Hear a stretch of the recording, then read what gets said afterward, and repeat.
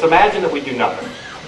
Imagine that we do nothing until the Social Security trust funds are on the point of absolute depletion, which under our projections will be 2036. At that point, there would have to be benefit cuts across the board of 23%. Now, it's very important to understand this because a lot of people don't get it. They think, well, 23% benefit cuts in 2036. But that doesn't only affect people retiring in 2036. It affects everybody. It affects everybody already on the rolls, including people who are getting benefits today. So it's not something that many people who are in this room are going to want to see happen.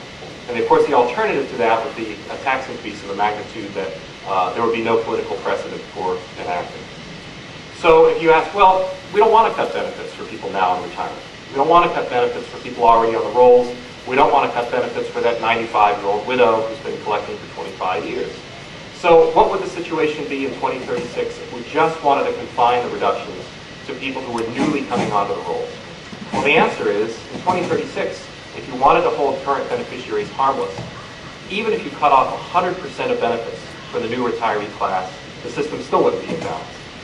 You'd have to cut over 100%. Well, obviously, we're not going to do that either.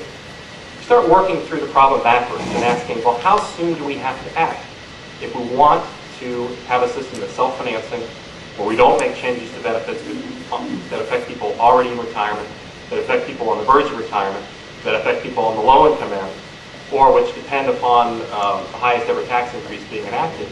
When do we have to act? And the answer is just the next few years. Now, if we did act today, it would require some pain in the sense we'd have to adjust current formulas, we'd have to adjust revenues or some combination. But we could, if we chose, we could protect people now in retirement, we could protect people within 5 years of retirement, we could protect people on the low income end, and we could continue to allow benefits going forward to still rise at least relative to inflation. So literally, whether we can protect people who are already on the rolls is strictly a function of how soon we act. The longer we delay, the more we increase the risk, in fact, increase the certainty that there are going to be adverse consequences for people already receiving benefits.